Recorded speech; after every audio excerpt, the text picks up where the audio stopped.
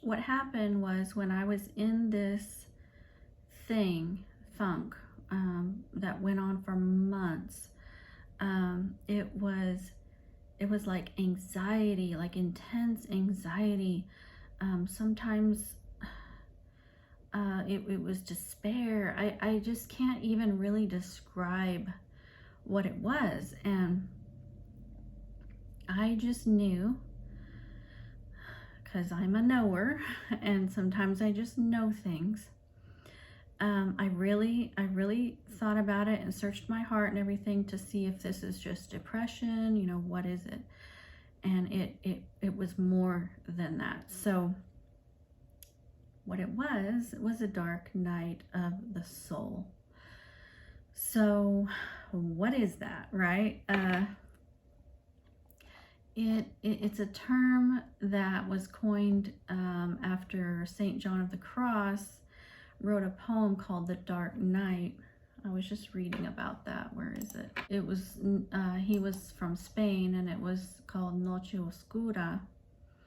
And then somehow that phrase became Dark Night of the Soul. So there are some articles that you can read where it talks about the Dark Night of the Soul being like, it's your ego, it's not really your soul, and then it gets really psychological, and I'm like, I'm not trying to be Freudian here and talk about the ego and all of that. To me, it's just like a spiritual thing. So I went to the Catholic website because it was really a Catholic thing. I don't want to get into the psychology and whatever of ego and stuff. But so on the Catholic website, because this guy was a saint, St. John of the Cross, and I had the book, The Dark Night of the Soul, and I had it sitting here for weeks, literally. And it was one of the books that I spilled coffee on that one day, and it just had coffee all over it. And then I took it and put it away, and I have spent probably 30 minutes looking for that book in both of these bookcases. I don't know where I put that book, but I have the book. So, but I also have this one. It's called You Set My Spirit Free, and this is it's a devotional, and it's St. John of the Cross. But anyway, so I can't find my Dark Night of the Soul book, which would help with this video. After I saved it and had it sitting here for weeks, I just can't even believe this right now, but whatever. So the dark night of the soul is the feeling of spiritual emptiness or being abandoned by God, is natural in the process of growing closer to Christ. So, here I am, a devout Christian, I'm a chaplain, I have God, I have Jesus, I have all that, I have everything that I would need to not be depressed, not be in despair, not have anxiety. And you can have anxiety anyway, because whether you're a Christian or not, it can just be a clinical thing, and that you need medicine for. But it was more than that. I already take medicine for it. So it was more than that. It was something else. And I felt lost in every way, like spiritually, physically, because I wasn't near my family. Emotionally, like I lost all these connections that I had, and it was kind of like I was barren. Like my soul was just completely bored open or something, and I was just barren in my soul spirit.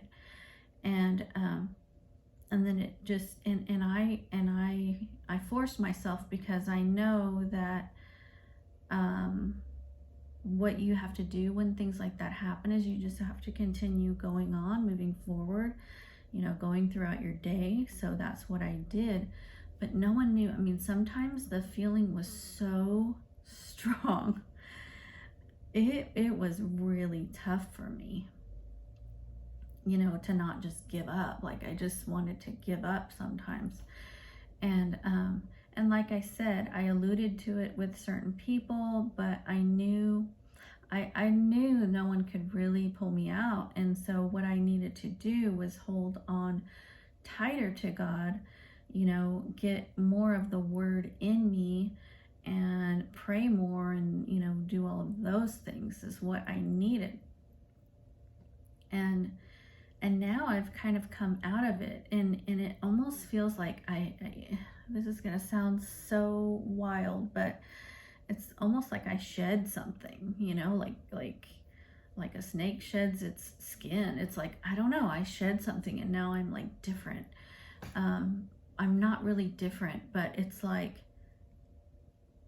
it's almost like I could go through anything now if I went through that. I mean, and here's the thing, I said this in one of my other videos, that the enemy is always after me, someone like me, and he wants to destroy me. So he does sometimes hit you in your strengths, but he hits you in your weakness.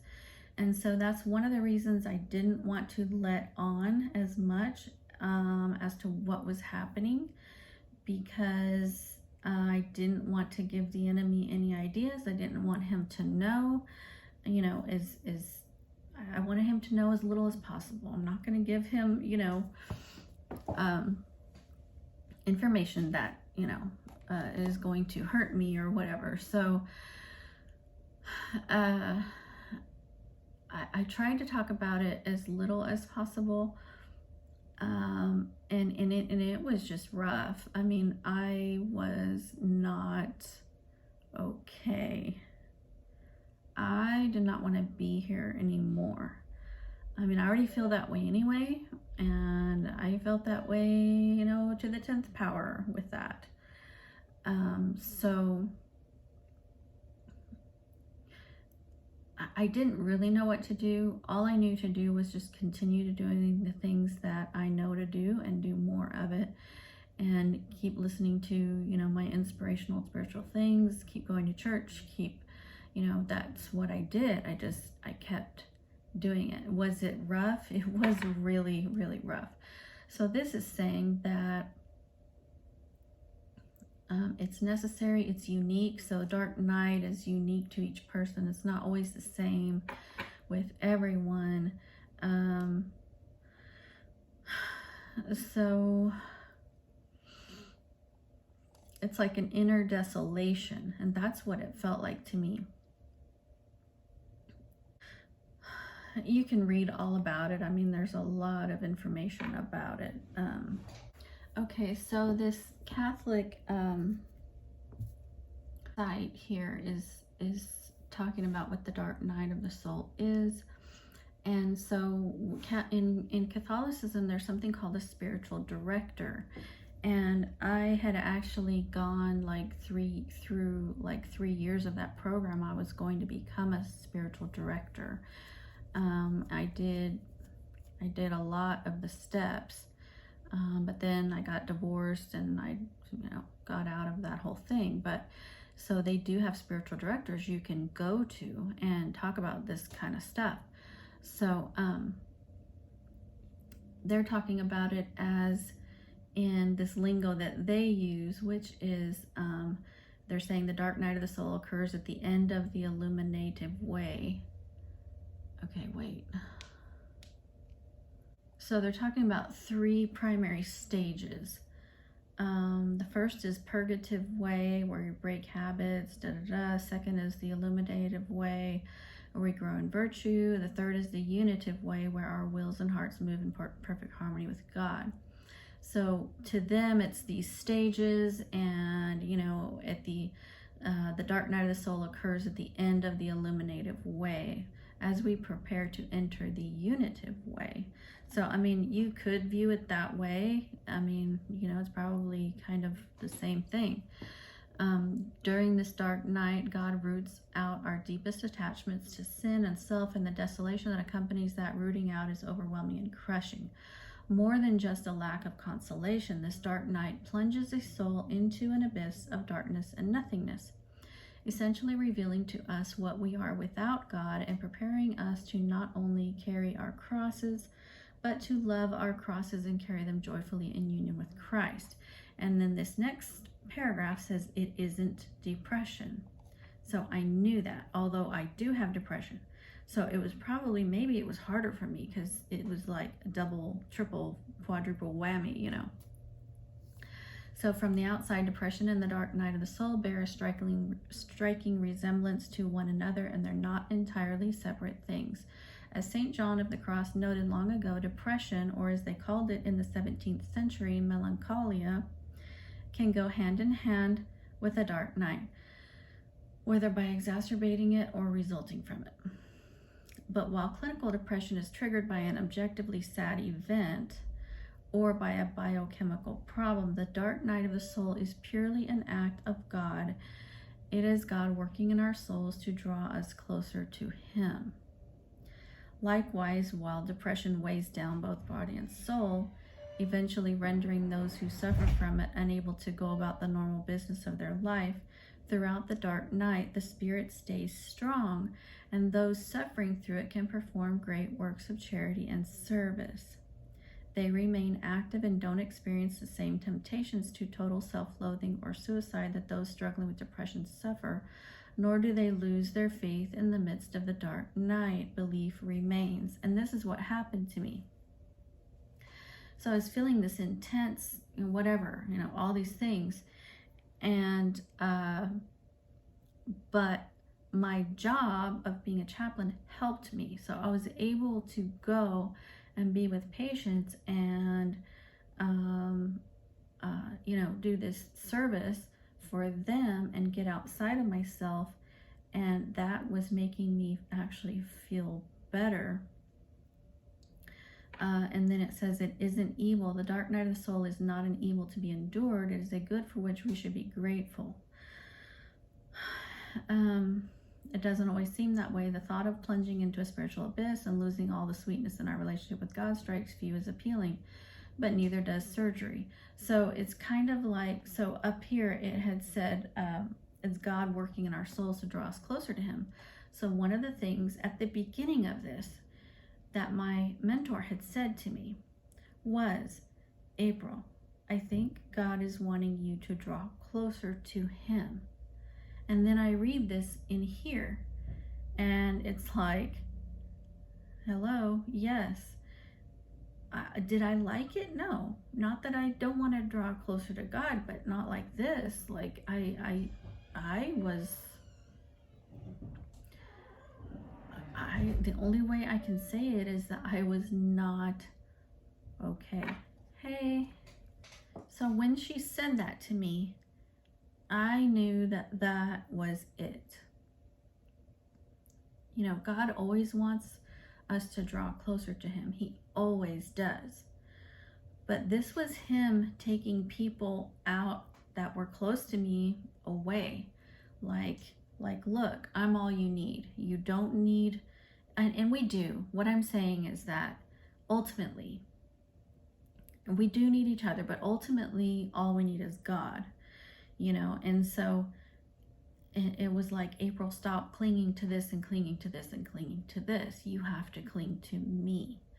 And I knew deep down that's what it was. I didn't really know what all I needed to do that, because I thought I was doing everything. I thought I was clinging to God, which I always have. But I guess not in certain ways. So anyway, like I said, I don't know exactly how God does it, but if you become patient, because the one thing that you're going to want to do if you're having a dark night of the soul is you're going to want to give up, because that's how awful it feels. But like, I never lost my belief. I knew God was there. I knew He was with me. I just didn't understand why this is happening. How do I get out of it? Okay, so this other article is saying, have you ever gone through a difficult phase in life that felt so suffocating that all meaning and purpose seemed to have lost? The hours seemed to be everlasting with its heaviness, and you had even questioned the reason for your existence.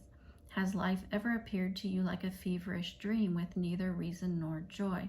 Most people go through this stage once in their lifetime. This has been philosophically referred to as the dark night of the soul. It's a phase in life where we are left in despair. There's so much suffering that life becomes unbearable. The situation is often said to be the dark night of the soul.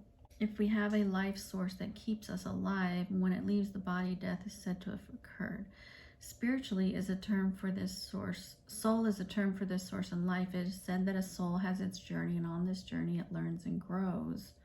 Often the terms dark night of the soul, depression, and mental distress are misunderstood and used interchangeably. If your soul is going through the dark night, it's going through a phase of transition and ultimately will enter a spiritual journey. Depression could be just depression, but dark night might begin with depression, but it's not a mental condition. It's about the soul journey. So it took me a while to understand that that's what I was going through, because you're not going to go through that in very many times in your life. So if I look back on my life, I think I have gone through a dark night like that maybe 4 times when I'm looking back. But I encourage everyone to do a spiritual timeline of their life. So do a spiritual timeline. When did you get saved, baptized, start speaking in tongues, whatever it is, just a spiritual timeline. And if you want to correlate that with, your physical timeline, put it all together, but you need to know those spiritual dates.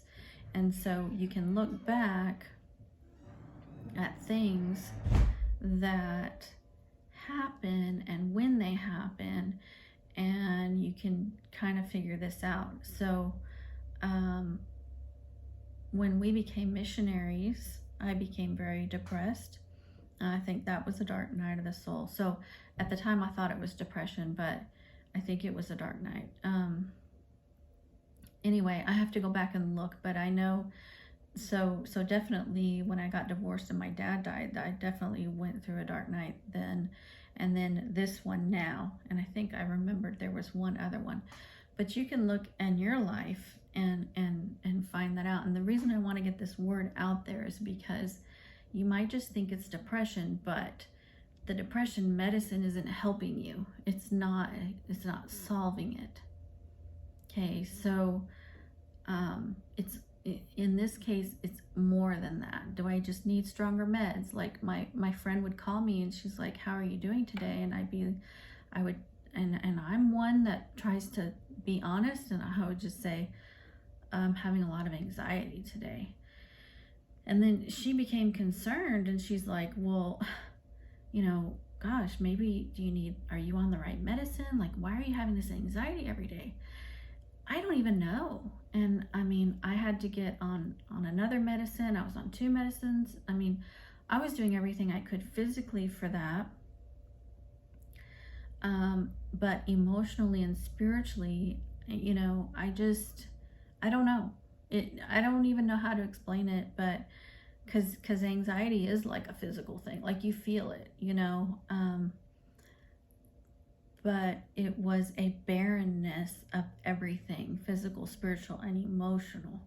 And I was looking for different churches to go to, and I just felt like I was in quicksand, or I was drowning and I couldn't get out.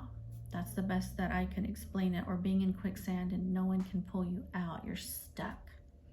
So that one scripture that is one of my favorite. Oh, I know the 4th time was when I found out the truth about my parents' divorce. So that's 4 times in my life that this has happened to me. I think this one might be the worst. So what I was saying is that the enemy is going to exacerbate whatever it is that you are going through, and he's going to make it worse. He's going to try and make it worse. He's going to make it worse. And so I'm sure he was doing that. So it's like the enemy kicks you when you're down. So when I was down, he was going to do everything he could to make it worse and worse and worse, because he wants to take me out. He wants to take you out. He wants to take anyone out. And I was conscious of that. I'm like, okay, if I'm not careful, the enemy could take me out. And I don't want to let that happen, because that's what he wants. And what I want to do is the opposite of what the enemy wants. So if the enemy wants this for me, and he's trying to kill me, destroy me, whatever, in my ministry, I want to come over here and do even more for God. That makes me want to put my anger and my power and my strength over here to actually do more for God. It's like, okay, the enemy is kicking me when I'm down. Well, I'm going to take even more souls. I'm going to bring even more souls with me to heaven. I'm going to do more for God, not less. So what the enemy's trying to do when he does this to us is he is trying to take us out of ministry, because he doesn't want us helping anyone. He doesn't want anyone to be helped. He doesn't want anyone to be saved, or he doesn't like any positivity. So what he's wanting to do eventually is take you down. So one of the things that I liken it to is this movie, and I'm not really a Lord of the Rings like nerd or anything, but in one of them there's that lady that she's the only one that can like kill the, what was it, dragon or something. But it was a queen or a princess who was living, like her dad, the king, was under a spell. Okay, so if you can look up that scene, and I can see this scene because when I watched that movie, that was like one of the most impactful things to me in that movie. And so the princess is living in this castle, and she's not protected because the king is under a spell. And so he has power, but he's under a spell, so he can't get out of that, and he can't do anything. And so the castle is like barren there. There's no one there to protect her. And then this evil guy comes in, and he's trying to get to her. And that's exactly how I felt. I felt like, I know what can protect me, but it's rendered powerless. That can't protect me, and I'm living in this barren castle, and it's all me. No one can save me. There's this guy lurking around, the enemy, and he's trying to come at me at any way he can, and there's no one here to save me. There's no one here to come to my aid. And had the guys outside the castle that were warring and stuff, had they known what was going on, they would have come in there and rescued her, right? But they didn't know what was actually going on, and that's why that scene is, well, it's more than one scene. It's a long, I think, part of the movie.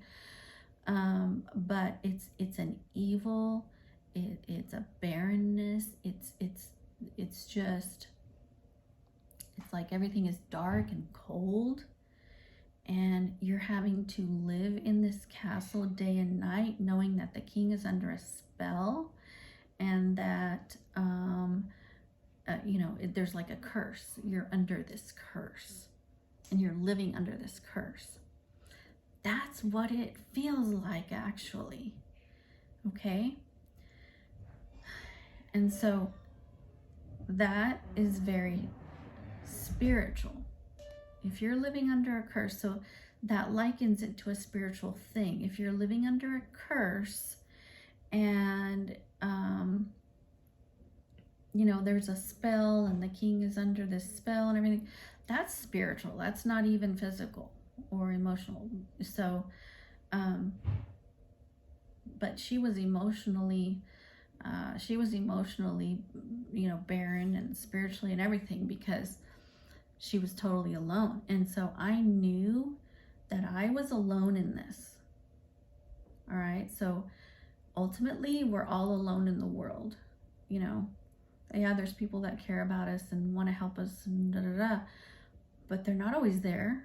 They're not always, someone's not always going to write up on on a white horse and, rescue us like in the movies, just no. So I knew, like this lady in the movie knew, that I was alone in this, and I had to continue on with my days knowing that I was living in this barrenness, and I was living in this cold, dark place. And there was this sleazy guy lurking around trying to get at me. And I still had to get up and go through my day, and trying to find a solution. And here I am, a problem solver. Okay, so my mind was like always going. How do I solve this? How? And so I finally just gave up. I'm like, okay, I just give up. I'm not going to try to solve this problem. It is what it is. And Lord, I just give it to you. And I'm just going to go and do my job now. I have this new job. And then slowly, it's like God started filling me. I can't even understand and describe how he does it, but you have to have faith. Faith really comes in a time like that, because faith is evidence of things that are not seen. So even though you can't see in the moment what the end is going to be, you can't see in the moment how you're going to be out of it, you don't see a way. So have you heard this saying that God will find a way where there seems to be no way? He does. It's like the parting of the Red Sea. There was no way the Israelites were going to get out of this. The armies had come for them, and they're backed up against the sea, and there's no way out. Well, yeah, there is. God finds a way. He parts the Red Sea, and now you can walk through. So I don't know what it is that God will do for you specifically, but I do know that he will find a way, and he will get you out. So the hard part is standing strong when you feel that, when you feel that way, when you are in the trenches and you feel that way, and it's kind of like you feel like a wounded soldier, or like a soldier that has been in like so many battles, like you just can't even go, you can't even deal with one more thing. It's just all too much, and you just might want to stay in bed, or you might want to just lounge around for a week. You might just want to watch movies all day. I don't know. And I needed people. I realized at one point that I needed other people around me. I didn't need to be in the house alone all day. That's one of the reasons I took that job. I'm like, yeah, I need to be around people right now. So God will show you little things that you can do to help. And so step by step and little by little, because why did that job open up to me right then? I didn't even feel like I was ready for it. God knew that I needed it right then. So God puts the things in front of us, and we have to follow his lead. So, and yes, even if we miss it, that's a question we'll have. Even if we miss it, he will put another thing in front of us, or he'll let that show up again. You will get another chance. But this scripture where he pulls us up out of the miry clay. So I remember when I was going through this, it was actually when I was taking CPE, Clinical Pastoral Education, back in 99, early 2000s, when I had my first, that was, I think, my second dark night. So it's Psalm 40, verses 1 and 2. I want to read it in, I don't want the New King James. I would rather read it in this New American Standard Version. Psalm 40, verses 1 and 2. I waited patiently for the Lord, and he inclined to me and heard my cry. He brought me up out of the pit of destruction, out of the miry clay, and he set my feet upon a rock, making my footsteps firm. And he put a new song in my mouth, a song of praise to our God. And that even goes on further. But so here, the verse 1, those are key words. I waited patiently for the Lord. He inclined to me and he heard my cry. So I guarantee you with 100% certainty, God hears your cry. There is no doubt in my mind. There is absolutely no doubt that God hears our cries. He hears our cries. But what we have to do is wait patiently, and that's not always easy. So what I was doing is waiting patiently. It's easy to be patient when everything is cushy and nice. Yeah, I can be patient. Hey, I can wait here forever. Everything's great, and I'm warm and cozy, there's no problems. It's hard to wait when you're in a cold, dark place and someone's under a spell and can't help you and there's an evil guy lurking around. That's when it's hard to wait patiently. And that's what I was having to do. I knew that every day I was going to get up and I was going to have this horrible, horrible, horrible feeling. This foreboding. I knew I was going to have this foreboding every single day. And even when my mentor would call me and I would say to her, I am having just this horrible, it just went on and on and on and on and on for months. She couldn't figure out why, because she's already trained me and taught me all these things that should help me through. And I think she was getting frustrated, like, I don't know what else to tell you anymore. You're asking me the same question. And then I also had some things going on in my personal life. So that even added it to it and made it worse. And it was horrible. But I know that he did this. He brought me up out of the pit of destruction and out of the miry clay. So why is it saying miry clay? Because you're stuck. You're stuck. Your feet are stuck in this clay. So he pulls you up and sets your feet upon a rock. And that's what he did. Do I know how he did it? It was day by day, little by little, situation through situation, and me just being diligent and obedient and doing the same thing that I knew that I was supposed to do.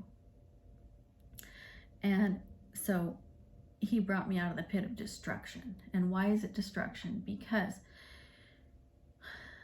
you're so desolate, you don't want to go on. And then the enemy is making it worse, and he's making situations around you even worse. And so at any time, it would have been easy for you to give up, fall down, or just, throw in the towel at any time. And no one would have blamed you for that, right? No one would have blamed you for throwing in the towel. Because if they knew what you were feeling, it's like, whoa, April, anyone would throw in the towel with those feelings, So you have to go ahead and wait patiently. And so one of my favorite scriptures of all time is this scripture that says, God is near to the brokenhearted, and he saves those who are crushed in spirit. Now, where is that found? We're going to find out here in just a second. I have all these dark night of the soul things up here. It's another psalm. And what do we just learn? Psalms are wisdom. Proverbs is wisdom. Psalm 34:18. So this psalm is not far from the other psalm. Oh, wow. Look, I have Psalm 31 completely outlined. I think my mentor and I must have studied that verse by verse. And when you study yes, we did. God gave to Cheryl for me. Oh, I'm gonna have to read this later. So yes, so we studied this verse by verse because I have notes written down here. And when you study a chapter verse by verse like that, it's hours and it's very intense. Okay, Psalm 34:18. What did I write up here? If the Lord be for us, who can be against us? That's a good one. 18. Okay. This scripture, okay, if you can just hear the heart of God with this. The Lord is near to the brokenhearted and saves those who are crushed in spirit. So that's what I was. I was crushed in spirit. But God was near to me at the same time. Even though I felt desolate and barren and all that, God was there. He was feeling what I was feeling. And that's kind of what compassion does, because my greatest gift that I have is compassion. So that's why when I talk to someone, I can kind of feel what they're feeling. I can't even describe it to you, but that's what God, I liken that to, it has to be what God does with us. He feels what we're feeling.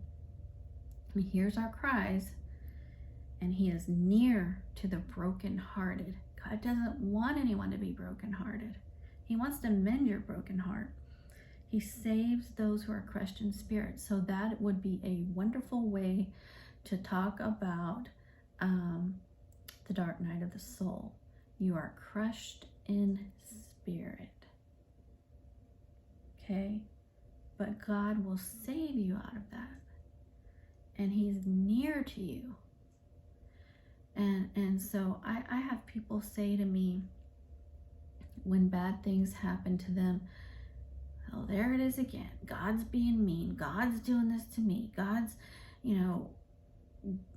not good. All those things. So the enemy's going to tell you that. But God's not the one doing those to you. God's the one that wants to save you, pull you out. God's the one that wants to mend your broken heart, and that's why, it says he hears our cries. He hears our cries, and he's near to us when we're brokenhearted. And that's what a chaplain does. We're supposed to be a representation of that, of what God is to any human being. We are supposed to be a representation of that to whoever we are with at the moment. It's like, even though I don't have something maybe to say to you, but I'm here. So in this instance, God is near to the brokenhearted. Notice he doesn't say he's telling you all these things, because when someone's brokenhearted, there's not much you can say to them. Their heart is broken. But they want someone there.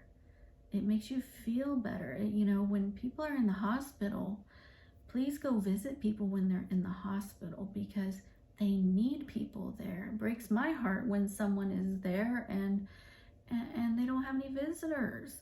It's just sad to me. You need to know that someone is there, someone cares. And so at least they have a chaplain there. If someone doesn't have any family or whatever, at least that's a good thing that they send chaplains to do that, or a priest or somebody. You need someone there. That's kind of what flowers do. When you send flowers to someone and they're hurting or they're sick, just looking at the flowers, there's just something about it. There's just something really soothing about looking at the flowers. And so it's not the same thing, but it's kind of that, like just looking at those flowers there, those fresh, beautiful, different colored flowers, and what a beautiful creation of God. And then it has a beautiful scent, and then,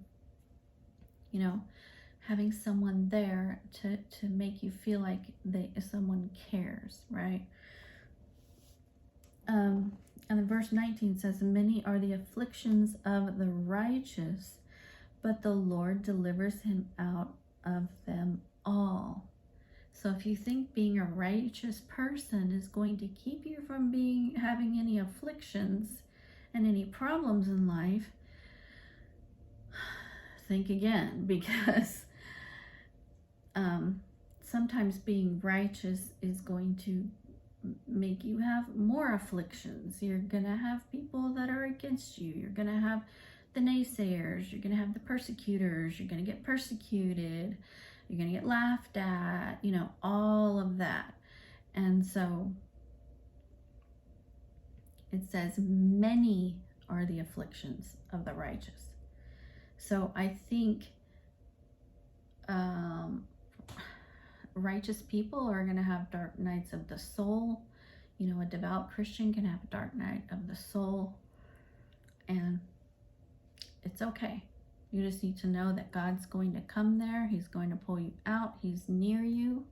He's going to pull your feet out of the miry clay. It says the Lord delivers him out of them all. He keeps all his bones. Not one of them is broken. Evil shall slay the wicked, and those who hate the righteous will be condemned. The Lord redeems the soul of his servants, and none of those who take refuge in him will be condemned.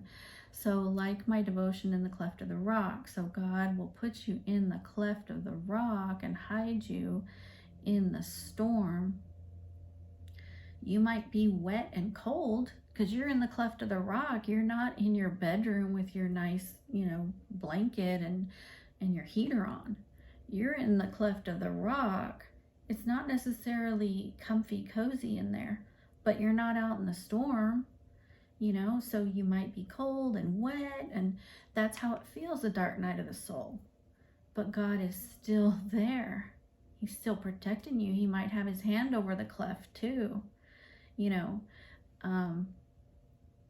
You could be out there getting, you know, having it worse out there in the storm with the thunder, the lightning, and all of that, you know. So anyway, I think I belabored this point enough. But the thing is that, you know, the world out there, they're going to call this depression. She's clinically depressed. She's major depression. And we just need to give her, you know, Prozac or something. But haven't you met I've met lots of people that are on depression medicines and it's still not helping. So there are other reasons for the way that you feel. It could be a spiritual dark night of the soul. So I'm just putting that out there for anyone that needs to hear that. And then, okay, so at the end of this, I'm going to show a beautiful song. Okay, it talks about exactly or at least what I was going through, that I knew that no one could help me. No certain one medicine could help me. No certain one person could help me. No one could pull me out. I knew that only God could, and that's what this song talks about. It's called I Look to You by Selah. And this is a Christian group. I used to listen to them all the time, but now I've kind of rediscovered this song. And some of the lyrics are, let's look up the lyrics so I can, all right, so these are the lyrics. As I lay me down, heaven hear me now. I'm lost without a cause after giving it my all. Winter storms have come and darkened my sun. After all that I've been through, who on earth can I turn to? I look to you, after all my strength is gone. In you I can be strong. Blah, blah, blah. You know, that's the melody. About to lose my breath, there's no fighting left. Sinking to rise no more, searching for that open door. So you're sinking, like I said, into the quicksand, or you're drowning. And every road I've taken led me to my regret. I don't know if I'm going to make it. Nothing to do but lift my head. In other words, all I can do is lift my head to heaven for God's help. I look to you after all my strength is gone. In you I can be strong. When melodies are gone, in you I hear a song. And then the last part is like the best. My levees are broken, My walls have come crumbling down on me. The rain is falling. Defeat is calling. Defeat is calling. I felt defeated. I thought this was it. I'm done.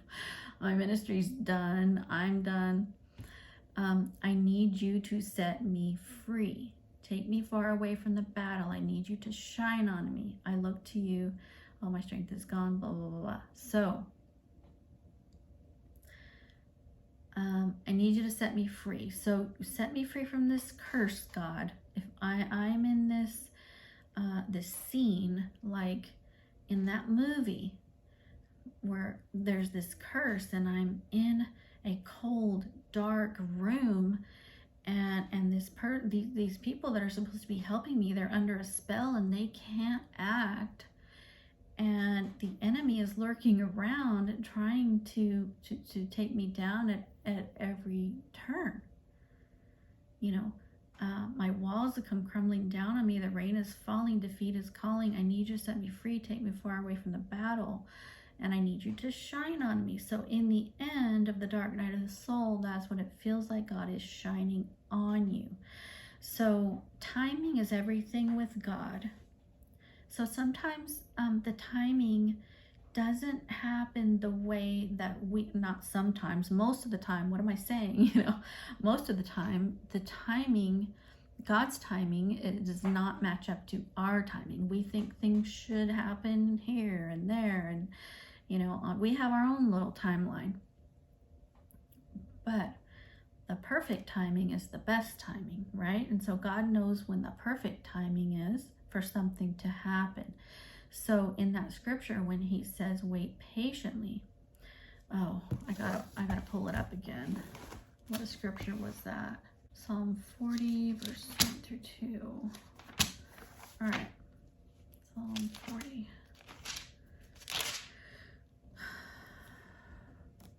I waited patiently for the Lord. He inclined to me and heard my cry. He brought me up out of the pit. So notice it doesn't say, he brought me up out of the pit immediately. It doesn't say that. It says, I waited patiently for the Lord, and he inclined to me and heard my cry. Then he brought me up out of the pit. So a lot of times my mentor will say to me, April, you've got to give God time to work. Like, you can't just it's kind of like with weight loss. All right, I'm on this, diet now, and I'm tracking all my calories and and then tomorrow I wake up and get on the scale and it's like, I did all this. Well, you only did it for one day, you did it for one day or 1 week. You're not going to lose 50 pounds in a week, And so with God, it's about timing. Why? Because he's dealing with other people. And a lot of times these other people aren't listening. They're not obeying. There's a lot that goes into it. It's like a chess. It's like a chess. A lot of pieces of the chess game have to move around. So that's why it says we waited patiently. He heard our cry. Just because he didn't act today and didn't let you lose 50 pounds the next day doesn't mean that it wasn't in motion. So you're doing this plan, you're tracking all your calories, you know how much you're going to lose, but it's going to take, like with me, this new plan that I started is going to take till February, March to get to where I want to be. And that's if I stay on track. If I get off track, it's not going to happen. So here it is, November, December, January, February, March. It's really going to take me 5 months to get where I want to be. Well, today we had this luncheon and I didn't track my calories. It's like always something is like always throwing a monkey wrench in there. It's going to take me even more time now. So if you are in the dark night of the soul and you're not waiting patiently, then it's going to make it all the worse for you. So the best thing you can do is wait patiently, know that God hears your cry, and then he's going to act. Just know that it's in motion immediately. You might have to wait a while, but it's in motion. Not like the turtle, you know, the turtle and the hare. The turtle wins because he just keeps going, and the hare gets distracted and, you know, stops racing and just does his thing, and then he can go faster. But anyway, the turtle, so it's kind of like that. It's happening, it's in motion. We just need to give it time. So I want you to listen to this song. I don't know, I probably won't post the whole song, but I read the lyrics to you, and this song it's on point, and this lady can sing. So I think that's going to be the end of the video. I don't know how many more times I can post music on my videos, and that I really like doing it on my vlogs, like when I do like personal things. I like doing that, but YouTube is going to give you, if you do that, a copyright strike, because those songs are, you know, obviously owned by someone else, and we're not supposed to be using them without paying for them. So I even see this happen on eBay, people's eBay channels, where they get copyright strikes, even if they're just music playing in the background that they weren't even playing. They'll get a copyright strike because it's on their video. So I'm gonna do this time, and we'll see if I get a copyright strike. I probably will, and YouTube only gives you so many of those, and then you get in trouble. So I don't want to keep doing that. But like on my Texas video, I posted a lot of the music that I was just listening to in the car, and YouTube doesn't like that. And then the video, the Costa Rica video, I couldn't even understand what they meant by that, but they said that my video was blocked in certain countries, certain Latin American countries, because of the music that was playing. And the music was just, they were playing the music and we were dancing to it. So that someone owns that music and you can't just use it. So, I mean, Selah is a Christian group, so I would imagine that they would be okay with me using this in the video, because this is a Christian video, a Christian, you know, Bible study. But I don't have permission from them to do that, so we'll see what happens. And actually, this is a side note, but Selah is, the name of their group is, you know, if you remember in the Psalms or the Proverbs, which one is it? Where it'll say Selah at the bottom, S-E-L-A-H. Well, that means something. So, yeah, it is in the Psalms. So it'll say, at the end of a psalm, it'll say Selah. And I think that's the way that you pronounce it in whatever, Hebrew or whatever. But the group, I think they call themselves Selah. But it's a play on that little thing that you see at the end of the Psalms.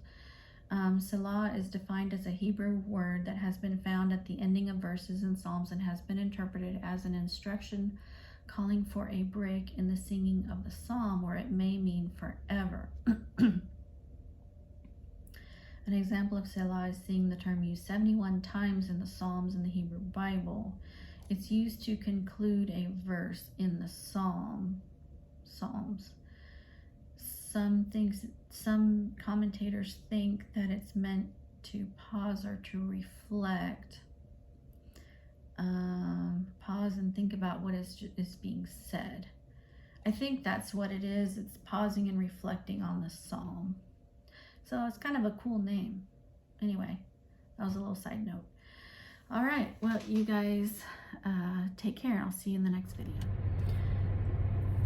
So this scene that I'm about to show is what it feels like spiritually to be depressed.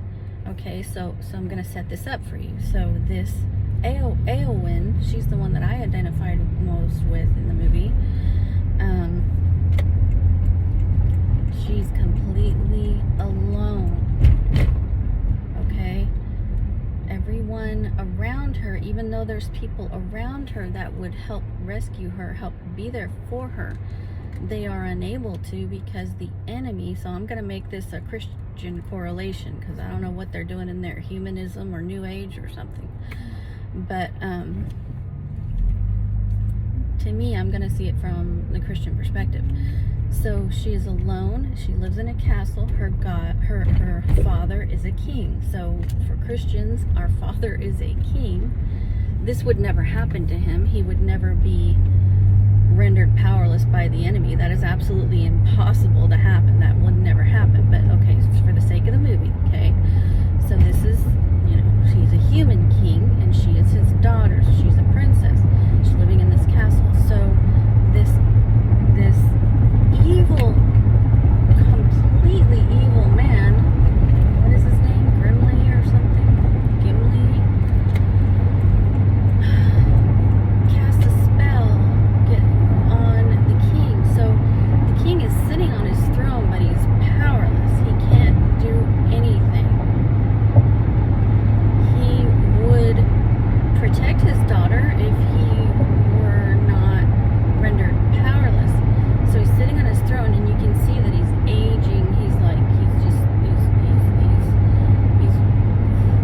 wrinkling up. He can't do anything. He can't hardly even speak. He's under a spell. So I don't believe in spells, but I do believe in curses. So he's under a curse. And so Eowyn is left to fend for herself because not only is her dad under a curse, but her brother dies. So there's a scene where her brother tries his hardest to protect her from this Gimli guy, and then they take him away and somehow he dies. So this is what it feels like in this one scene where Eowyn is with her brother. She realizes that he dies, and this evil, slimy guy comes, okay? Just like the enemy. The enemy is exactly like this evil, slimy guy. And he whispers in her ear, and that's what the enemy does. He whispers these things in our ear. Oh, it's so sad that your brother is now dead. In other words, you have no protection. Now you are at my mercy, is kind of what he's telling her in this scene. So it feels cold in there. It's a castle. There's stone walls. It's cold. It's dark. There's no life there. And this guy is like the personification of death.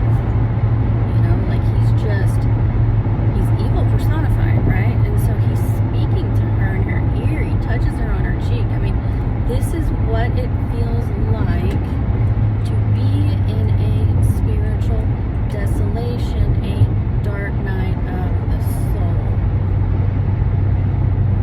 You're there, you're alone. You might be in a castle,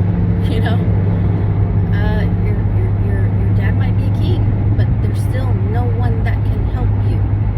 You are alone. And the enemy is seeking to devour you like he does. The enemy wants to devour her. He wants to destroy her. And she has to resist. So she's still dressed, even though she's depressed. She's going through every day. She's waking up knowing that she's alone and there's no one there to help her. She still gets dressed, goes throughout her day. So that's kind of how I felt. Well, not kind of. That's how I felt through my dark night of the soul.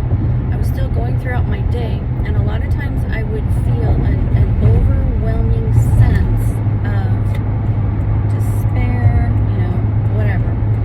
And there's other reasons for that I can talk about later, but for the most part, for the sake of this video, that's what we're going to talk about. So, gosh, it's like overcast today. I don't know what's going on. So, a lot of times I would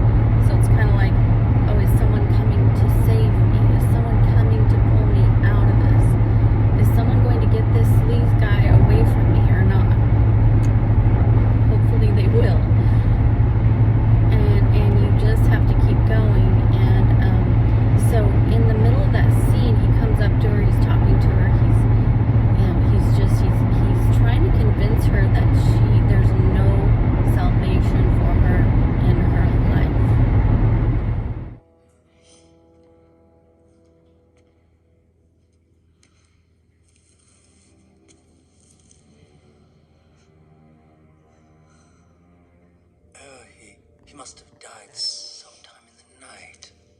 What a tragedy for the king to lose his only son and heir. I understand. His passing is hard to accept, especially now that your brother has deserted you. Leave me alone, Snake! But you are alone. Who knows what you've spoken to the darkness? In bitter watches of the night, when all your life seems to shrink, the walls of your bower closing in about you, a hutch to trammel some wild thing. So fair, so cold, like a morning of pale spring still clinging to winter's chill.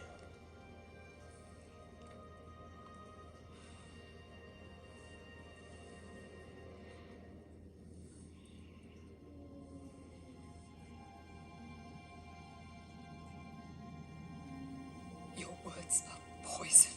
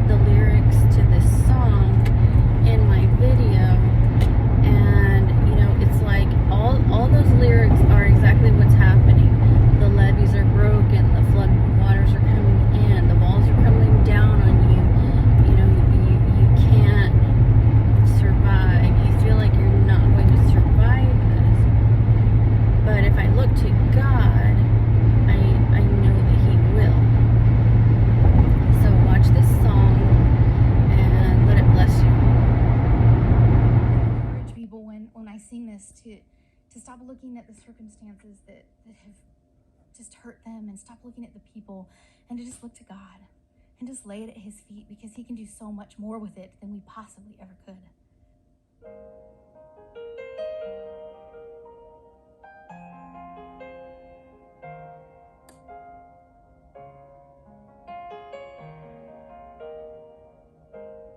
As I lay me down, heaven hear me now.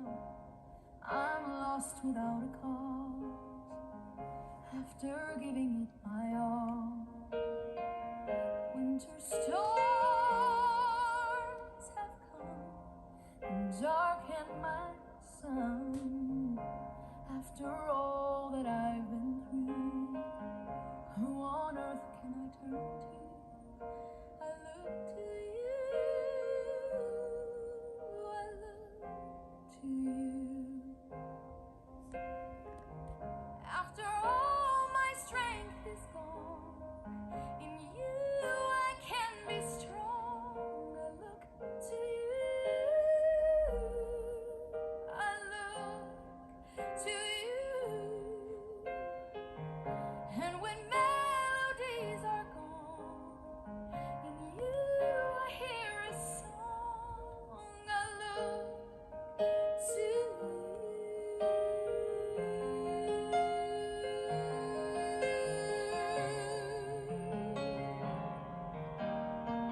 About to lose my breath, there's no more fighting left, sinking to rise no more, searching for